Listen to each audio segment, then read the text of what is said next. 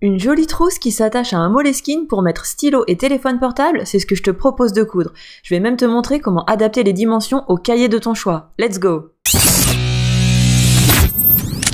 Ici, je veux que ma trousse fasse 11 cm de large pour venir à ras de l'élastique et 19 cm de haut une fois terminée. Du coup, je vais ajouter 2 cm de marge de couture à ces deux mesures et je vais alors couper 2 pièces extérieures et 2 pièces de doublure de 13 cm par 21 cm. Tu peux bien sûr adapter à ton propre cahier. Il te faudra aussi une fermeture à glissière de 20 cm minimum, un morceau de tissu de 13 cm par 28 cm de coton pour faire la poche et de l'entoilage Vliseline H250 de même dimension. Je te mets un lien dans la description si jamais tu ne sais pas ce que c'est. Enfin, un morceau de biais de 13 cm de long. Tu as bien tout ça devant toi? Allez, sors la machine! Ta première mission, attention, extrêmement difficile, tu repères le milieu de la trousse, tu positionnes l'élastique dessus et on va venir le coudre au point droit ou point de bâti selon ce que tu as sur ta machine. On fait ça tout de suite. Ça va? T'es toujours là? Alors ensuite, on se dirige vers la table à repasser. Moi, je la protège avec un morceau de papier sulfurisé et tu prends ton entoilage que tu vas venir appliquer au dos de ta poche. Et puis si comme moi, tu as un petit peu d'entoilage qui dépasse, et tu le recoupes. Puis vient le moment tant redouté, la pose du biais. Je rigole, comme diraient mes ados, t'inquiète, ça va aller. Tu plies le tissu de ta poche en deux envers contre envers, et sur le haut, tu vas positionner ton biais en l'ouvrant. On va coudre au point droit sur le pli. Maintenant, on n'a plus qu'à rabattre le biais par-dessus le haut de la poche et à venir faire un joli point sur le bord. Alors tu prends ton temps pour que ta couture soit la plus belle possible, car c'est ce qu'on verra en premier sur ta trousse, ou presque. Tu recoupes le surplus de biais si besoin.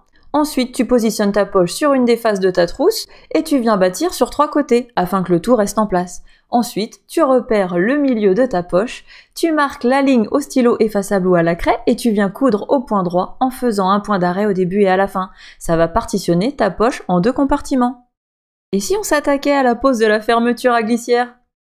Tu positionnes ta fermeture endroit contre endroit sur le bord de ta trousse. Tu l'épingles et tu viens ajouter un morceau de doublure pour prendre la fermeture en sandwich. Tu mets le pied presseur spécial pose de fermeture. Oui, ça fait une grosse différence et normalement c'est un pied de base sur toutes les machines. Et tu viens coudre au point droit en alignant le pied sur le bord de tes tissus avec un point d'arrêt au début et à la fin bien sûr. Si tu veux, tu peux découper ta fermeture à glissière à ce moment-là, mais alors attention de ne pas faire sortir le curseur de la fermeture quand tu vas la manipuler.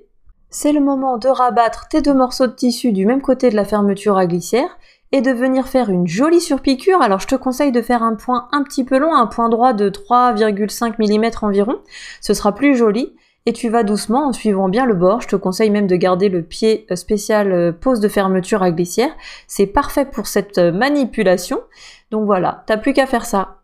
On va répéter l'opération de l'autre côté. Tu prends ta pièce extérieure de trousse restante, tu viens la poser sur ta fermeture à glissière, endroit contre endroit. De l'autre côté, tu mets la doublure en sandwich, tu épingles et tu piques de la même manière. Et on va faire une surpiqûre tout pareil. Donc si tu as compris du premier coup, sur le premier côté, tu vas forcément réussir sur le deuxième. Pour la surpiqûre, tu fais hyper attention quand tu vas venir refermer ta trousse, si comme moi tu as découpé ta fermeture à glissière, de ne pas faire sortir le curseur de la fermeture, parce qu'après c'est quand même galère à remettre. Donc tu mets tes 2 tissus du même côté et tu viens faire une jolie surpiqûre. Je te recommande de bien tirer sur tes tissus, surtout s'ils sont épais comme les miens. Et tu viens faire ta belle surpiqûre de 3,5 mm de long. Allez, tiens bon, on a presque terminé. Tu prends ta trousse face à toi, tu ouvres la fermeture éclair, ce qui va te permettre de retourner l'ouvrage tout à l'heure. Tu mets les 2 pièces extérieures l'une contre l'autre et les 2 pièces de doublure l'une contre l'autre. Tu épingles le tout et on va venir faire une couture au point droit à 1 cm du bord en partant du bas de la doublure et en revenant au même point en laissant bien une ouverture d'au moins 15 cm pour pouvoir retourner ta trousse. Tu remets ton pied standard, tu positionnes ton pied de façon à avoir ton aiguille à 1 cm du bord, tu démarres de ta doublure et puis on va coudre tout le tour en faisant bien attention et en n'oubliant pas de laisser l'espace pour venir retourner la trousse. Donc tu fais un point d'arrêt au début et un point d'arrêt à la fin. Quand tu passes au niveau de ta trousse extérieure, quand tu passes au niveau de l'épaisseur de la fermeture à glissière, fais attention, va doucement pour faire de jolis points et ne pas abîmer ton aiguille.